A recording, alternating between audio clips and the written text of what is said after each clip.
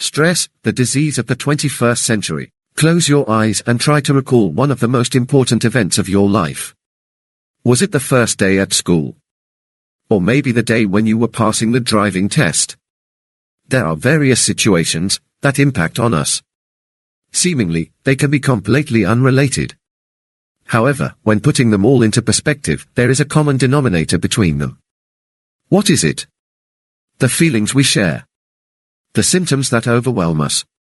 Do you remember emotions that attended you in all of these apparent catch-22 situations? Cold sweat, quickening pulse, stomach in knots. It sounds familiar, doesn't it? Probably, each of us has experienced it at least once in a lifetime. And we presumably know the main culprit that like a gatecrasher sneaks into our subconscious. That's stress. At first sight, it is utterly useless. However, after scrutinizing some research, I found out that not only is stress inevitable, but also it can be our ally. You may have some second thoughts about this point, nevertheless I hope I'll manage to resolve your doubts soon. The underlying issue is that stress is not an anomaly or disorder. It is a completely natural response of our organism to some stimuli. In our everyday life we keep coming across many different situations.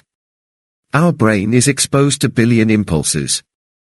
We all know from experience how distractive they can be. Especially when several factors overlap. Let's imagine a hypothetical chapter of accidents. In one day you have to take an exam, you find out that your relative's fallen ill or passed away. That is no doubt that you're stressed. And this is an unconditioned reflex. Our adrenals send the signals to our sympathetic nervous system to react or be ready to so-called escape. Nonetheless, as I've already mentioned, in some cases we can benefit from stress. Well, it can be confusing a little bit and you may be taken aback, so let me elucidate it now. The adrenaline rush often sets us off. I would even venture to say that it is kind of a catalyst. It motivates us to take action. Imagine that you are taking part in a competition. You feel all of these emotions, your heart is racing, and your body is shaking.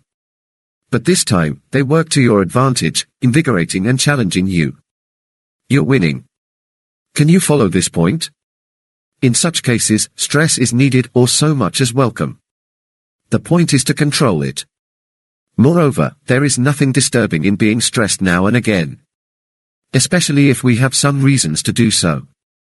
However, if it is permanent or recurring problem and instead of giving us a proverbial kick in the butt, stress blocks us, it may be a cause for concern, indeed.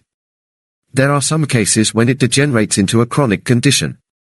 If so, often does stress result in consequences. Untreated stress can contribute to many health issues such as insomnia, eating disorders, or deterioration of our mental agility skills. At the worst, it is one of the reasons of suicidal thoughts or tendencies. Is it a vicious circle? In a manner of speaking, it is, but fortunately there are some ways to break it. How can we cope with stress or level it off? Actually, it is a quite complex and individual issue. It is all about finding an effective method to set our mind at ease. Have you already found yours? One person unwinds when running, while another, like me for example, finds solace in music. It is a matter of personal taste. However, sometimes some extra measures need to be taken. If stress defeats you, you should ask for help. Unfortunately, very often one can come across a stereotypical belief that visiting a psychologist is a sign of weakness. Well, nothing could be further from the truth. Looking for support proclaims that you're a brave and responsible person. Stress is an integral part of our life. It does not have to be our enemy. Only after understanding it are we be able to learn how to function and live our life to the fullest. I would like to conclude my speech on a good note. As Alexander Pope said, to be angry is to revenge the faults of others on ourselves. I agree with him. And you?